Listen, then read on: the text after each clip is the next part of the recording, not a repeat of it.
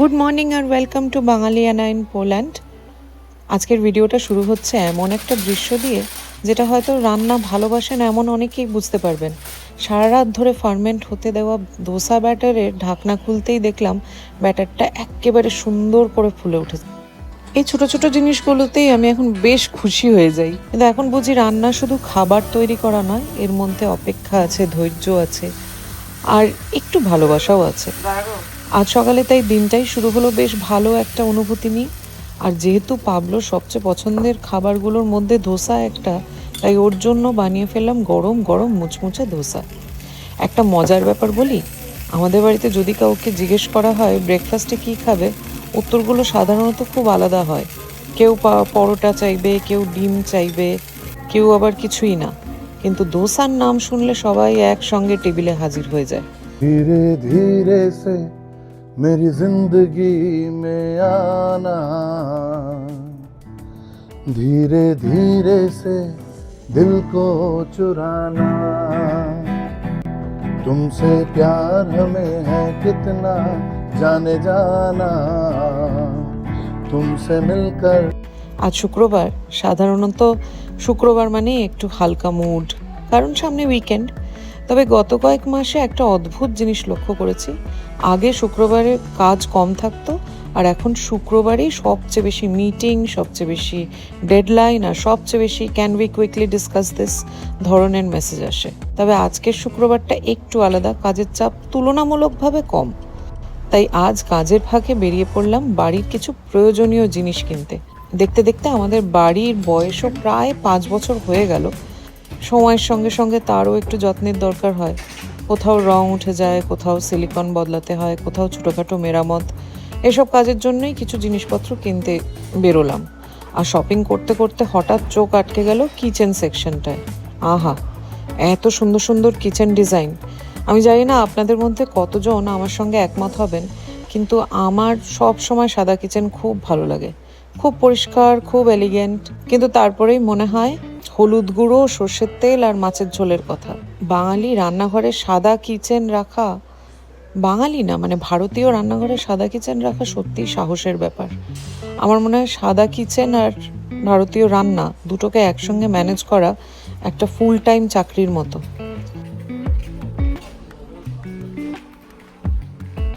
এরপর চলে এলাম আমার সবচেয়ে প্রিয় জায়গাগুলোর একটাই, গার্ডেন সেকশন। আমি সত্যি বলছি, এই জায়গায় ঢুকলে না সময়ের হিসেব হারিয়ে ফেলি। গাছের মধ্যে একটা অদ্ভুত শান্তি পাই আমি। অনেক সময় খুব ব্যস্ত দিনেও 5 মিনিট গাছের দিকে তাকিয়ে থাকলে মনটা আমার হালকা লাগে। এখানে এসে দেখলাম কত রকমের ফুল। এগুলো হলো ক্যাম্পানিউলা। অপূর্ব দেখতে, কালারটা তো ভীষণ সুন্দর। তবে এবারে নিজেকে অনেক কষ্টে সামলালাম, কারণ বাড়িতে ইতিমধ্যেই এত গাছ হয়ে গেছে যে আর 2-4টে নিয়ে এলে হয়তো বাড়িটাকে ফরেস্ট বলে ঘোষণা করতে হবে।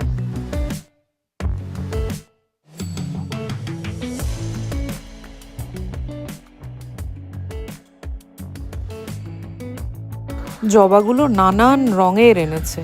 আমি একটা নিয়েছি বটে, একটা অরেঞ্জ কালারের জবা নিয়েছি।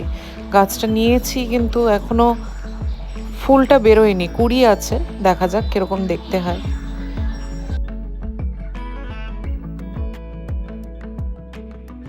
এই ডালিয়াটা দেখুন কি সুন্দর রংটা।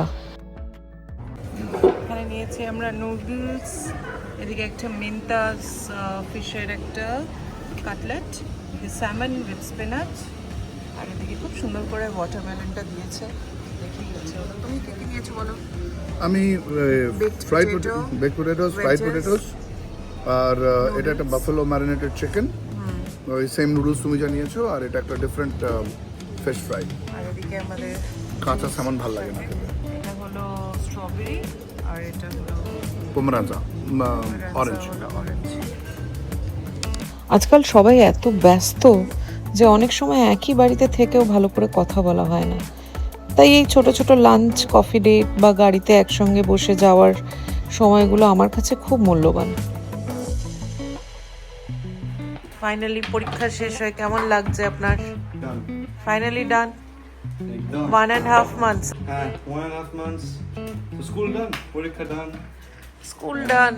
ইস গোগল, স্কুল লাইফ হলো সবচেয়ে মানে best life. I know. So that was my last test for school. Let's see what the future holds. Let's see. গুগলের আজকে পরীক্ষা শেষ হতে আমাদের অনেক কিছু প্ল্যান আছে। এই যে আরেকজন আমার চটি নিয়েই ব্যস্ত। 1.5 মাস ধরে আমাদের সবার বনবাস চলছিল পরীক্ষার জন্য, বাট এখন পরীক্ষা শেষ এবার। সকালে ঘুম ভাঙতেই দেখি বৃষ্টি, কিন্তু পোল্যান্ডে থাকতে থাকতে একটা জিনিস শিখেছি, এখানকার আবহাওয়ার ওপর খুব বেশি ভরসা করা যায় না। সকালে বৃষ্টি মানেই সারাদিন বৃষ্টি এমন কোনো গ্যারান্টি নেই। তাই আমরা বেরিয়ে পড়লাম ইন্ডিয়ান গ্রসারি কিনতে। এখানে জানেন তো, মোটামুটি পুরো ইউরোপেই সাধারণত দেখা যায় বেশিরভাগ লোকাল পুলিশ শপগুলো রবিবারে বন্ধ থাকে। ইন্ডিয়ান গ্রসারি শপগুলো অনেক সময় রবিবারেও খোলা থাকে।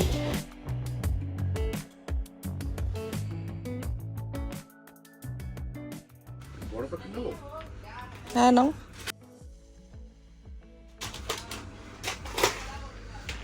রোস্টেড বানস, এই তো বাহ।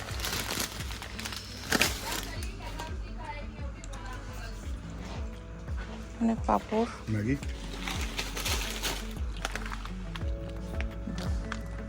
বাইরে এসে দেখি যে আকাশ কিছুক্ষণ আগে বৃষ্টিতে ভিজছিল এখন সেখানে ঝকঝকে রোদ।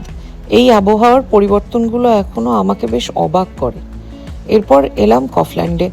এখানে এখন বেশ ভালো আম পাওয়া যাচ্ছে। বিদেশে থাকা বাঙালিদের কাছে ভালো আম পাওয়া যাওয়া কিন্তু ছোটখাটো উৎসবের মতো।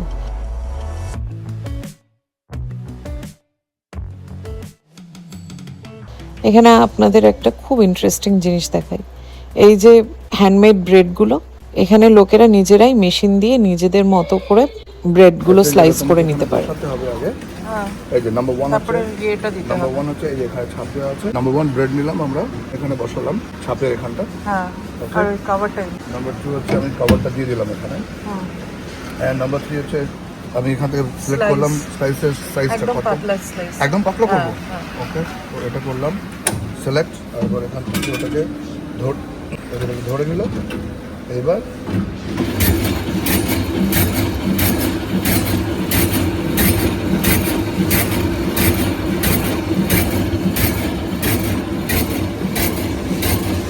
আমি এখান থেকে এটাকে সরিয়ে নিয়ে রাখতে হবে। নাম্বার 4 এ আমি এখানে প্লাস্টিকে রাখলাম। অ্যান্ড এখান থেকে ছোটো প্লাস্টিক নেবো, সবই একই সাইজ। এই প্লাস্টিক নিলাম,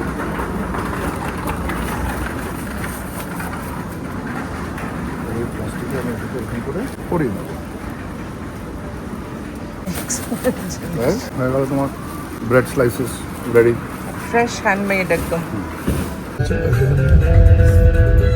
এই যে এখানে একটা পাবলিক পার্কিং আছে না, ট্রেনটা দেখুন। এই যে পার্কে হাঁটাতে নিয়ে আসা হয়েছে ব্রুনোকে। এখানকার পার্কগুলো, পার্ক মানে কি, এটা একটা হাঁটার জায়গা। আর হাঁটার জায়গাগুলো খুব সুন্দর করে এখানে এরকম বসার জায়গা করা আছে মাঝে মাঝে। আর পুরো ট্রেল, একটা ওয়াকিং ট্রেল আর কি, আরও যায়। আমি বেশি ভেতরে যাচ্ছি না, কারণ দেবদের জন্য ওয়েট করছি। এবার পাবলো গেছে পাবলোর জন্য একটুখানি KFC কিনতে। এখন আমি ওয়েট করছি ওদের জন্য। ব্রুনোকে ততক্ষণ একটুখানি এখানে নিয়ে এসেছি। তারও আজকাল বেরোনোর ইচ্ছা থাকে, মানে স্পেশালি পাবলোকে যখন বের করা হয় ওরও বেরোতে হবে। আর এত ভালো এখানে, শান্ত চারিদিকটা, পাখির আওয়াজ আসছে, নিজের কথাটাই মনে হচ্ছে সবচেয়ে লাউডেস্ট। খুব ভালো লাগছে। এত গাড়ি ঘোড়ার মাঝখানে পাখির আওয়াজ শুনতে কিরকম আরাম লাগে কানে। চলুন তাহলে আজ চলি। ভিডিওটা ভালো লাগলে অবশ্যই লাইক করবেন, শেয়ার করবেন, আর চ্যানেলে নতুন হয়ে থাকলে অবশ্যই সাবস্ক্রাইব করবেন। সবাই ভালো থাকবেন। Good bye and take care.